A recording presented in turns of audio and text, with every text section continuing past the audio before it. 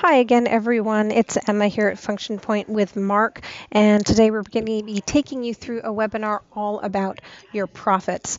So we'll get started right away. I'm just going to take us through a couple of slides, and then I'll hand things over to Mark. So hopefully everyone's seeing my screen okay. So today your hosts are myself and Mark, and this is part of our Dollars and Cents series. Thanks everyone for understanding that we bumped it out to this week so that Mark would actually be here with us. And we have another one coming up next week as the ending one in this series. I am recording today's session for anyone who can't make it or wants to listen to it again. We will post the recording as soon as we can in our What's New area of your system. Questions are welcome. You should see an area to post your questions in the GoToWebinar control panel, and I'll either answer them in writing or we'll ask Mark to answer them during the session. Our fine marketing team also wanted us to let you know that we encourage you to tweet through Twitter during the session and use the hashtag $cents to share your feedback with us. Our agenda. So we're going to be going through some recommended best practices for establishing your cost rates, our best practices for where and how to put those cost rates into your system, and then a review of what cost rates can show and which reports they pull to. Mark, have I missed anything that you were thinking we're also going to include today? No, that sounds good. Excellent. Now, how long, Mark, do you think we're going to go today? Like probably around 45 or longer? I think that we'll be able to cut it off at 45 pretty easily. I don't suspect that we'll be going over that time. Okay, fantastic. Well, if it's okay with you, I'm hoping I want to remember to launch this poll. So it is just going to be asking everyone if they have their cost rates for 2015 established. So I'm just going to pop that poll up here. Let's launch this. We'll leave it up for just a few moments here, looking just to get your feedback as to whether or not you've got your cost rates sorted for 2015 or definitely don't, or you're not maybe sure, or maybe that's why you're with us today. That'll help us just, out of interest sake, and it'll let us know that probably this is a pretty good topic to be covering. So I'll just leave it up for a couple more moments, and then we'll get going. Mark, are you seeing the results as I am coming in there?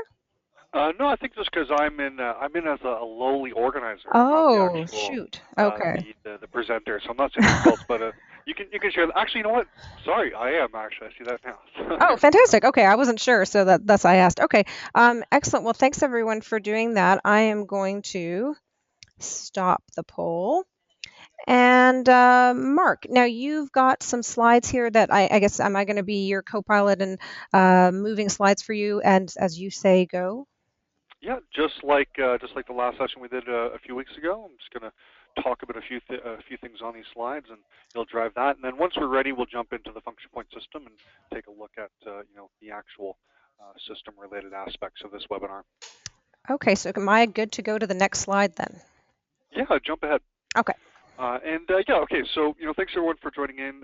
As Emma said, sorry that we did need to push this off from last week. I was working with an agency in Mexico City, and there was just a couple incidences of the connection not being as strong as I'd hoped, and I actually we have done a webinar offsite in the past, and we did lose connection during that webinar, and we didn't want it to happen again, so we thought it might be better to push it off. So that's why we're conducting it today.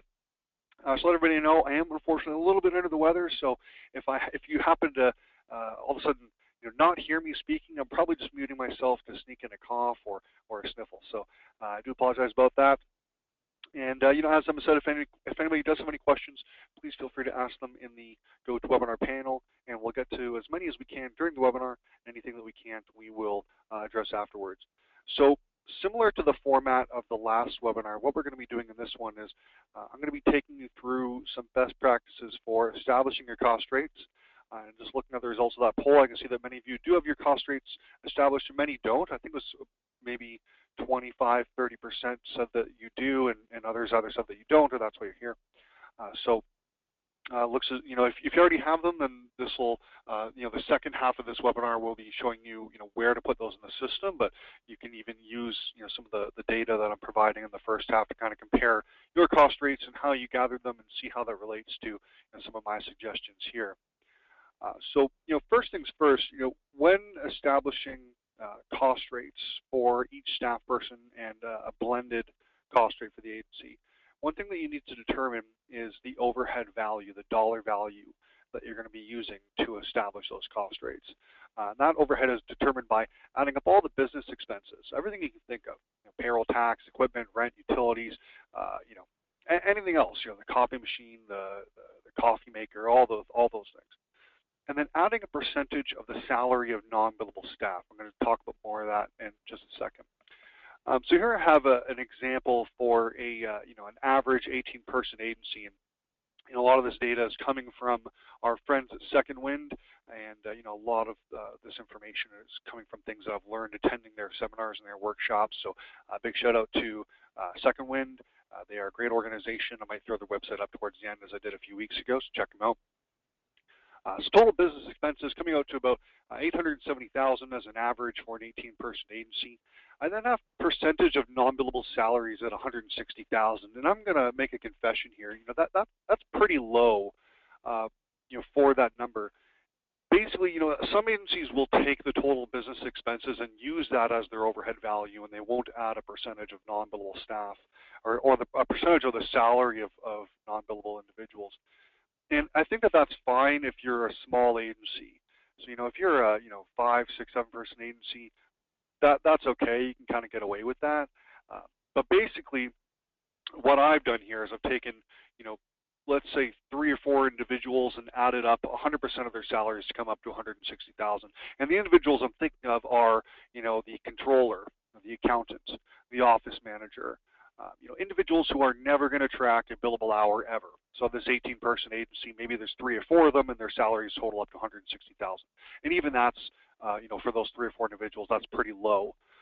But I have heard of other agencies being way more specific about this. So what you might do is you might say, okay, well, maybe we have 3 individuals who are 100% non-billable. They're never going to track a billable hour ever. So all of their salary is going to be added to come up with the overhead. But then there's other individuals, like say a traffic manager. Now, a traffic manager might only ever be like, depending on the agency, 20 to 50 to 60% billable. So let's say they're only like 20% billable. It's there's 1 traffic manager and an 18-person agency, and they're really disorganizational. They're not tracking billable time. So they're 80% non-billable. You might take 80% of their salary and add it to this value. You could go even further. Look at, say, a designer. A designer is maybe somewhere between 75 and 85% billable as a good target. 80% is often looked at as a good kind of average target amount. So you might even go ahead and take 20% of the salaries of all designers and add that to the overhead value. The higher the value of the non-billable salary amount, probably the more realistic it's going to be, because you're taking percentages of the staff people that aren't going to be tracking billable time. Even billable staff, you could go that far. So I just wanted to point that out there, that that's probably a bit low, 160,000, but it's what we're going to use for our example today. So we're coming up to a total overhead of just over $1 million, $1,030,000 roughly. Have any questions at all so far? Hey, Mark. No, nothing that we need to pose your way just yet, but thank you for checking in. Okay, great. Let's jump to the next area here. So the next thing we're going to do is we're going to calculate each staff person's individual cost rate. So this is determined by adding a percentage of the overhead to their annual salary and dividing it by the total number of hours worked in a year. So that overhead we had, I said about $1,030,000 roughly. Divided by 18 staff, it's coming out to just over $57,000 as each staff person's equally divided slice of that pie. Now, if you have part-time staff, then just calculate it accordingly. If you have 2 part-time staff, they each get half of that value, kind of thing. So just calculate it accordingly. If you have somebody working 75% of the time that other people work, so they're not quite full-time. We actually have a couple staff like that. Then just calculate that accordingly. And then of the annual salary of a staff person, so I'm looking at like a designer here, maybe a new designer of the agency, hasn't been around for, maybe they've been there for a year, they started off at 35, they jumped up to $40,000 per year as their salary. So the adjusted annual cost of that staff person, when including the overhead, coming out to about $97,000. We're then taking the total number of hours that they are going to work in a year. So I'm looking at 40 hours multiplied by 48 weeks. So 48 weeks, that's after maybe 2 weeks of vacation, a week of sick time, and a week of holidays, and I'm coming out to 1,920 hours of total working time in a year. When looking at cost rates, it's not the billable hours; it's all the hours that they're going to work in a year. So then, from those values, this staff person hourly cost is coming out to $50.61. And I mentioned a second ago the $160,000 as far as the percentage of non-billable salary time that we added to the business expenses. The more, the higher that is, of course, the higher the hourly cost of the individual is going to be that you're going to use to track. And I played around with some numbers, and you can bump that up quite a bit, and that cost value is still not going to get up to your billable value. But just wanted to point that out. So that's how we're getting the cost value for the individual staff person, and you're definitely 100% you're going to want to establish this for every single staff in the agency. I was working with an agency recently that has all their cost rates established by role, and then they take that cost rate by role and just apply it to every person in that role. If you want to do it that way, that's fine. I thought about including that calculation here, and I decided against it because nowhere in Function Point is there a role cost rate. The cost rate is set per staff person. So for that agency, I'm just taking their role cost rates and applying them to the individual staff. But if you wanted to do it by role, I'm sure you can figure it out. It would be really simple. You just do the exact same calculation. You just do it for the role. So you'd add up,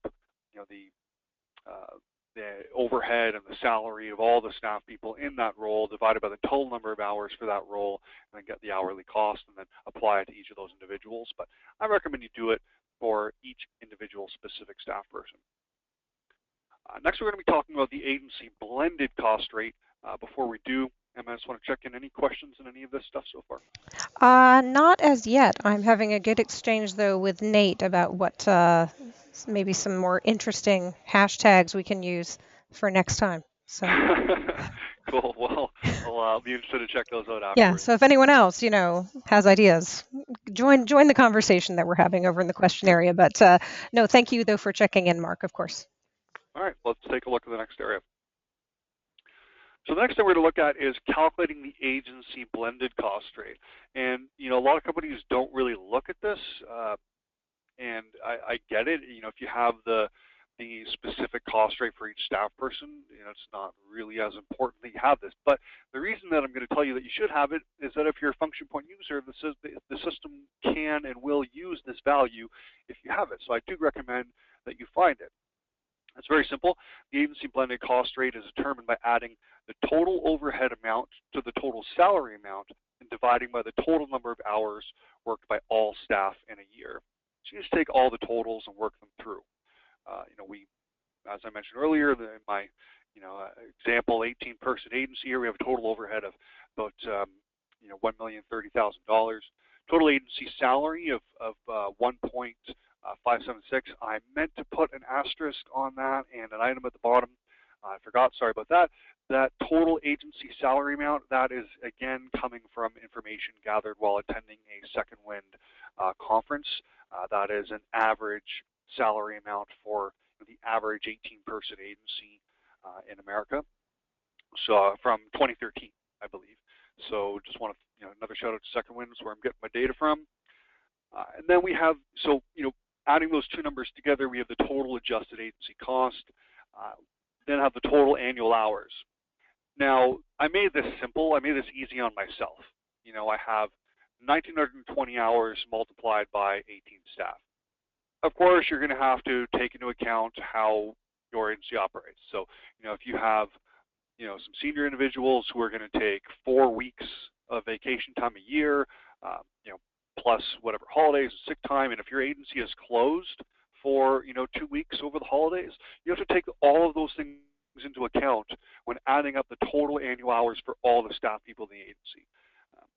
I just made it easy. I said 1920 times 18 to get my number, about just 34,500 total hours. But, be specific to your agency, find the number of hours working in a year, and then use that value.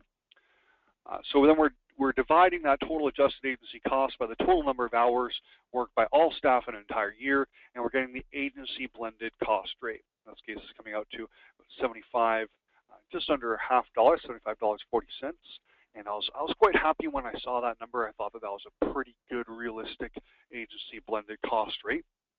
And it came from using all these averages that I was, getting from information gathered at the Second Wind, seminar. So I was pretty happy with coming out with a very realistic number that I think would work for a lot of agencies that are around that size.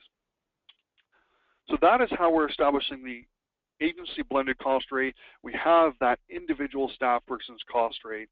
Now we're ready to go ahead and put them into the system and then open up a job and take a look at how those are they're calculating through. I think that I just want to apologize to everybody. I think that we have a little audio feedback issue here. I'm going to put you on hold for just a second, and I'm going to see if I can fix that, and we'll be right back. Oh, okay. Yeah. All right.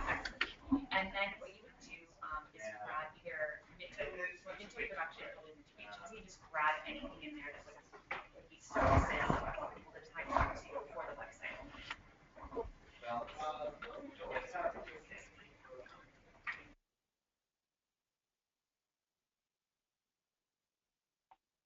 There we go. Sorry about that. So I just want to check in. Emma's just hopping back on, and she can let us know if there's any questions, and then if not, we'll jump into the system portion of the webinar. Emma, anything I can answer at this time? Yeah, thanks, Mark. Let me just catch up here back at my desk. Question from Dana. Are non-billable personnel included in the 18? And I'm assuming that's the 18 staff there. Yes, so they definitely are. So in this case, it's all total staff. So you want to be including everybody. And, really everybody should be tracking their time in the function point system, even if they're not billable. They should be tracking their time. And if they're not billable, then of course they're tracking non-billable time. So they're tracking to their internal jobs, the internal in-house agency job, or maybe they're even tracking to client-related billable jobs, but to a non-billable service if they happen to do something related to it that would be considered billable. So all staff are included in that number, and all staff should be tracking, all 8 hours of their day in the system in some way or another. Fantastic. Thank you for that. So Dana, let us know if that doesn't answer your question. And then another one in here from Lindsay. Should you use 19, 20 hours if your staff typically work 50-plus hour weeks? Good question. That's a really good question, actually, because I had an agency I was working with maybe a year, what was that? I was thinking maybe a couple of years ago now. And we had a really hard time calculating the cost rates there because we were looking at the total amount of time that staff people were working, and it was a small agency with a good culture, and some of the staff people just basically lived at that office. They had a ping pong table in there like we do, and they had pretty good stocked fridge, and the staff people were pretty good at tracking their time. Some would show up at around maybe 10 a.m. and they wouldn't leave until 9 p.m. So they're there for they get a little bit late. They're there the entire day, and their work schedule isn't really specifically set. It's not like they're working until 5 p.m. and then just hanging out. They're kind of working on and off as they feel productive, throughout the entire day and into the evening. In those cases, it's not realistic to base your cost rates off of those types of numbers. Because one, they're probably not always going to be that case. Maybe you have a super trooper hard worker who is in the office a lot, putting a lot of hours, and they like to be there. It's probably not every single week they're going to be putting up those types of numbers, and it's just not really realistic. And usually, if somebody is in the office for that amount of time, they're probably still only getting 8 or 9 hours of actual working time in a day. I'm sure there's many people that are on the webinar today right now that are thinking, that's just not true. I have staff that'll, put in 12 billable working hours in a day, and it's real and it's true. And I get that. I guess this is why we struggled with it so much. In the end, I really just thought, what, if this staff person really is putting in all of this time, then take the 40 hours, bump it up to 45, maybe bump it up to 50 hours per week if you really think that that's realistic. But if you're looking at some reports and you're seeing that a staff person's hanging around until 11 p.m. and they're putting in their timesheets, don't put that person's, don't use 70 hours in the week to calculate their rates. It's just not realistic. Don't allow it to go over 50. But it's really interesting because I never really had a solid answer for that with a lot of these small agencies where staff people are putting in crazy time. I think that you should try to make it as close to industry standard while adjusting for their work ethic as best you can. So try to keep it under 50, maybe 55 if you really want to go nuts. But that's it. Great. Thanks, Mark. That's all we have for now. But yeah, everyone be encouraged to keep sending them in. Thanks, Mark. No problem. Okay, great. So Emma, if you can go ahead and switch me over to be the presenter now. Yeah, of course. Just hang tight. Let me do that.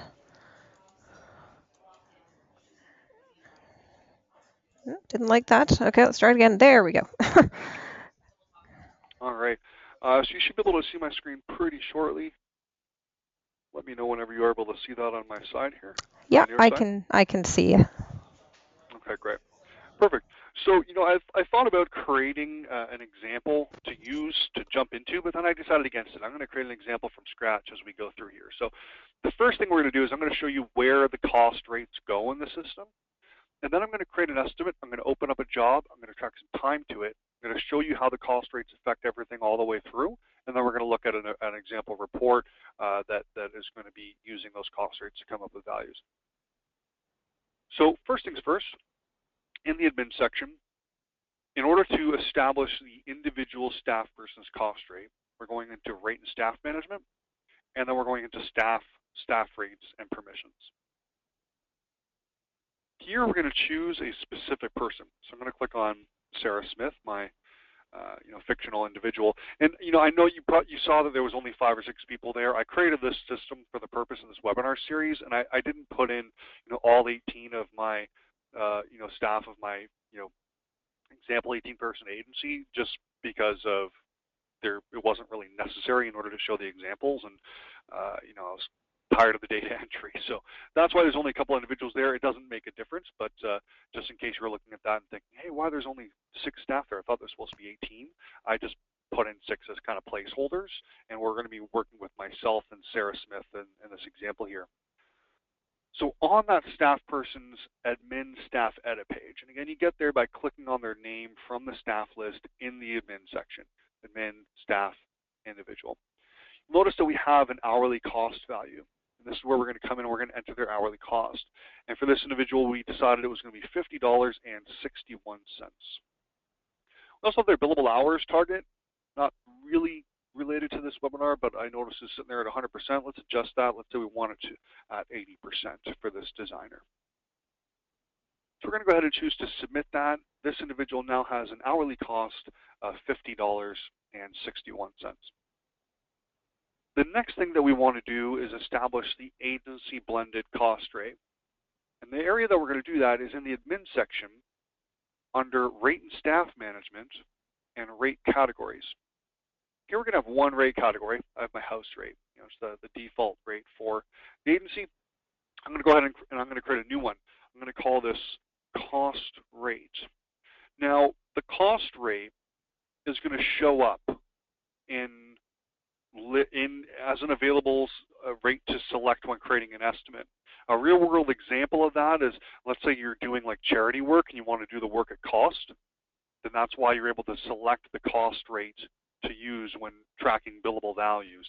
Now, if you want it showing up at the bottom, because I've heard people say, I don't want this, I want this cost rate showing up at the bottom of my rate so that people don't accidentally select it or something like that, call it like, Z cost rate. And that way it's showing up at the bottom. If you wanted to do that, you can. I'm going to call it Z cost rate. Then we're going to establish the rates. Now, the default internal service rate, this is the agency blended cost rate that we established, $75.40. Default internal expense cost, probably not really that relevant. I'm going to put it as $1. I can adjust that in a bit. And then the default external expense markup, since it's a cost, you're probably not marking up expenses if you ever happen to use this as the rate category for a job. So I'm going to put that in as 0. You'll notice then we have a checkbox called cost rate where it says make this my cost rate. I'm going to select that and then hit save. And then you're going to notice I'm going to have a new rate category here, Z cost rate, and it's flagged as the cost rate. The next thing we're going to do is we're going to take a look at applying those rates. And it's not really something that we need to do, but I just want to show it. So we're going to go into admin, and we're going to go under rate and staff management, and we're going to go into service rates and markups. And you'll notice here that we have our house rate, and we have our Z cost rate. And you'll notice cost rate in brackets because it's been flagged as cost rate. We then have our 7540. Notice that I have a service here called non-billable, and in my agency example for this webinar series, my list of services is very small. I kept it small just to make things simple. But non-billable is 0 for the house rate. When we track against this non-billable item, we want it to show up as $0 billable. 7540 needs to be here. You do not want to blank this rate out because it's not a billable rate. It's a cost rate.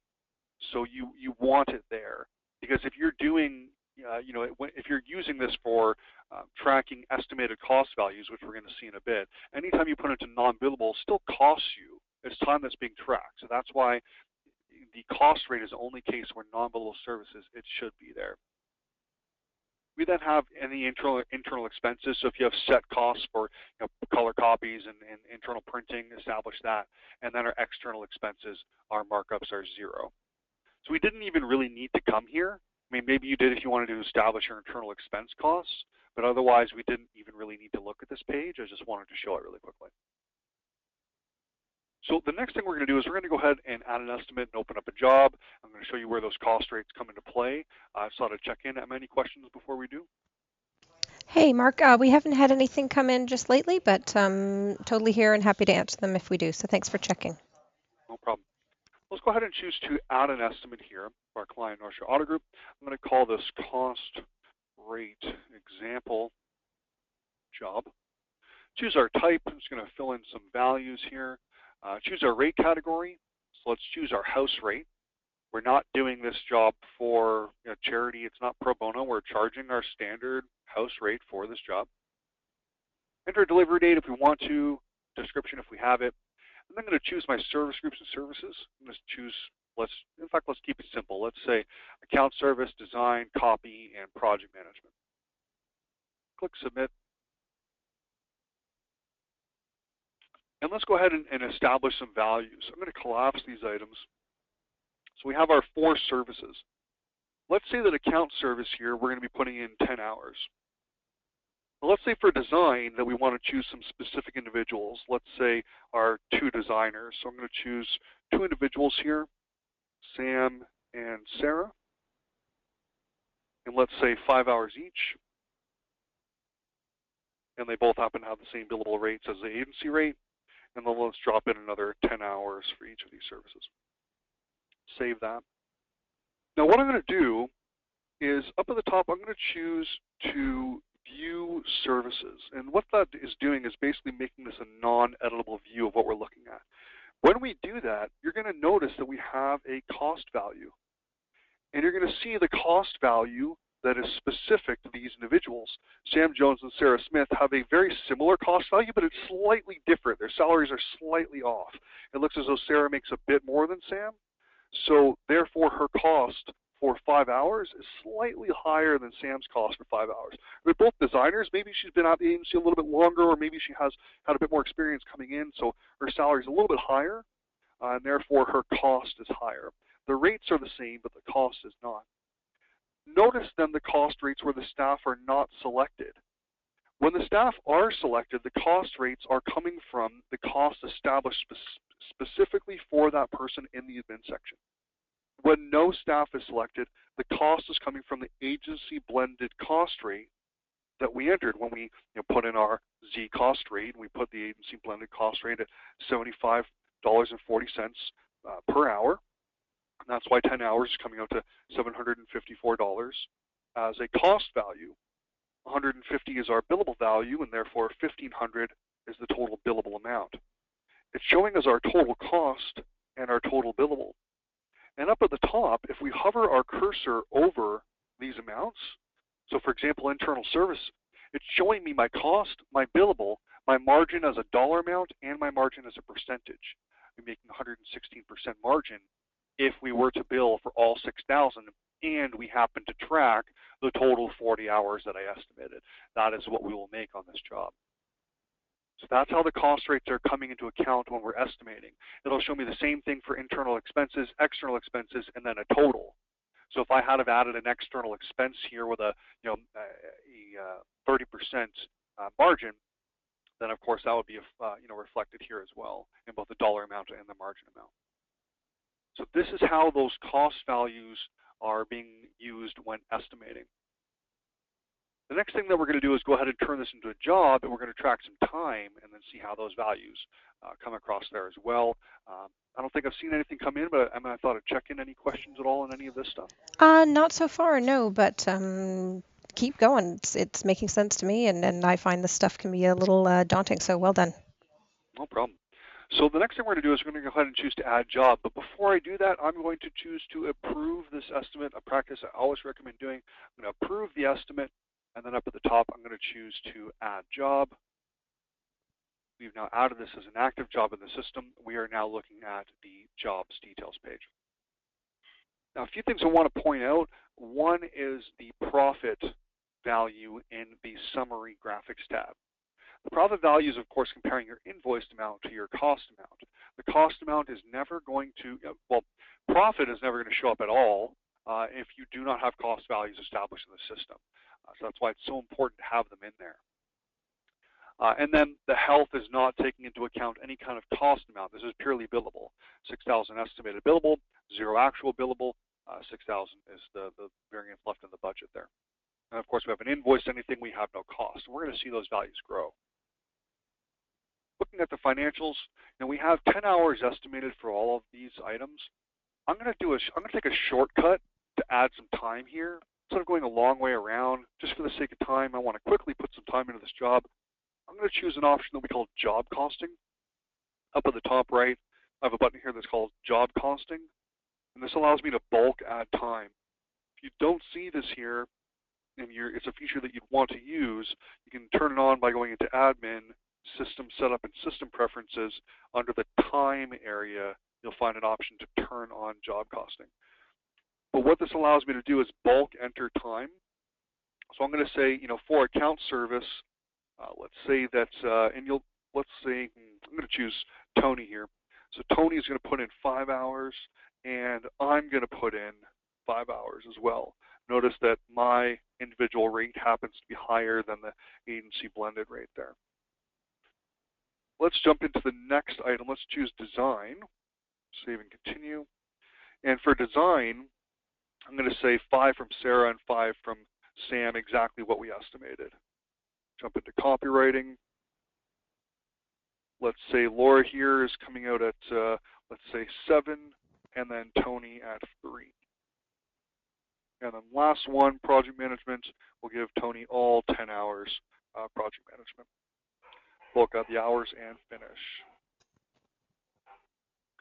So now we've gone ahead and we've tracked a bunch of time against this job. Notice here that we have estimated 40 hours. We have 40 hours actual. We estimated $6,000. We've gone over that amount, and we can see the variance is 110. Our cost value is 25.54.80. We haven't invoiced for anything. When we look at our financials, we're going to be able to see all of these values. So for every single service, what we estimated in hours and dollar amounts, the actual hours, and then the value in both cost and billable value. So in this case of account service, we went over by 250, and the reason is that I have a higher billable rate. So my hours of 5 is $250 more than the billable rate we use for estimating. My cost rate I'm not really even sure what my cost rate is in the admin section, but it looks like it's actually pretty low. So my cost rate looks like it's lower than Tony's here, so that's why we're coming out fine on the cost side of things. And then we can see the cost for all the time entered by each individual. So the individual, Tony, the amount of hours, the cost, and the billable value. So it's showing us our total cost, our total actual. It's $110 more than what we estimated. We have not invoiced for anything yet. So now if we go ahead and invoice this, that will then trigger the profit values. And profit being a comparison between your invoice and your cost amounts. So let's say that we're just going to go ahead and invoice for the total value of the time. We're going to invoice the 6110. We were able to capture and bill for a little bit over that we went by $110. Let's go ahead and choose to add an invoice. We're going to calculate the invoice from actuals, create, and it's going to auto-generate an invoice for $6,110 right here. We can, of course, produce our client-facing version, make any adjustments, save it. If we now go back to our jobs details page, then you'll notice we can see our profit. 6110 invoiced, 2554.80 is our cost, and there's how much we made on this job. Now that cost amount again is completely dependent upon the actual values of time that was tracked. So if you had individuals with high cost rates working on something, and their cost rates were higher than the agency blended cost rate, then that's going to affect your profitability. Hey, Mark. Oh, sorry. Yeah, Sorry no, to okay, go ahead. interrupt. I was just about to check in with you, so perfect Oh, time. well, there you go. I just wanted to point out sometimes I find when I show clients that financials tab, usually I'm showing them like you are. You've got all the permissions under the sun in your own system, and I just didn't know if you'd maybe said it and I missed it, but that, not everyone in your system will be able to see those cost rates, that you really can control who sees that information. So nobody needs to panic that like, oh, all my staff are going to suddenly see what our costs are. Yeah, that's a very good point. If you don't have those permissions set up and established for those individuals, then of course they are not going to see those cost rates, and that's really handled. In fact, I'll even mention that really quickly. It's pretty rare that this is something that's going to be set up for individuals that you don't want it to be, but all of these cost rates, everything is really established under one checkbox. In the permissions area, in the admin section, down at the very bottom, there's salary and wage info. And if you have this deselected, then a person will not see anything related to cost values. So it's this checkbox right here for salary and wage info that controls all of that. Thanks for that, Mark. Awesome, no problem. So that's how all these cost values are being shown on a jobs details page. There are a few reports that these values are going to be reflected in, and really anything where you see the word cost. So everything from, if I were to do a job find, and from that resulting list, if I were to choose to manage columns, then under the advanced tab, we're going to find some cost values. So anytime you see the word cost, it's relating to the cost amount. But there's a specific report I want to show that we're going to work with here, and it's under Reports and Analyze. I'm going to open up the Profit Analysis Report because it covers a few different values that I wanted to show. This is a go-to report for me. Oftentimes I use it when an agency is looking for some sort of financial report and they can't find the exact value that they're looking for. This is usually my go-to report that I recommend that they take a look at first because it's very all-encompassing. It has a lot of data in it, and it has a lot of different filter options. So again, it's just under Reports, Analyze, and it's the Profit Analysis Report. I'm just going to click Submit, where it's going to have 3 lines on this report because there's only 3 jobs in my system. Let me go take you through what these values are. So we have our client, every job for that client, and then totals for the client. What we're then seeing is the estimated internal cost. So what was the cost value of our billable time and non-billable time? So the estimated cost value of that time, and that's using the cost rates. So if there was Cost rates, if you chose a specific person on your estimate, it's using their cost rate. If you didn't, it's using the agency blended cost rate. We can then see the actual cost to date of our time and expenses. We can then see the estimated billable value, the actual billable value, how much we've invoiced to date. There's our 6110 for that job. We can then see invoice versus estimated. So we invoiced $110 more than we estimated. That's great. Invoice versus actuals. We invoiced exactly the value of the work that we did in this example. We then have 3 profit values. Now, one of these, estimated profit, this value, this column, is only going to exist if you have a cost rate in your system. If you don't, it's impossible for it to exist. The estimated profit column, what it does is it uses the agency blended cost rate. So the rate category flag is a cost rate. It uses the values it finds there, and then it compares them to the billable values on the estimate to come up with an estimated profit amount. So this is the estimated profit amount for that job. We then have the potential profit. The potential profit is adding up all of the actual time tracked to the job and then subtracting the cost value from the billable value. The potential profit is basically, the way I like to describe it is, this column makes the assumption that you're going to bill your client for every hour spent on the job and every expense. And if you were to bill for everything, what would the profit be? So that's the potential profit using actual values that have been tracked. We then have the actual profit loss, and this is comparing what was actually done, so the cost value of the actual work, comparing to the invoiced amount. So what is your actual profit loss on that job? And then totals. So those are 3 values. This one uses the cost rate to calculate estimated profit. This uses the cost rates for individual staff people to calculate the potential profit of actual work that's been done. And then this uses the actual cost coming from the work that's been done and comparing it to what's been actually invoiced to give you a real profit loss value.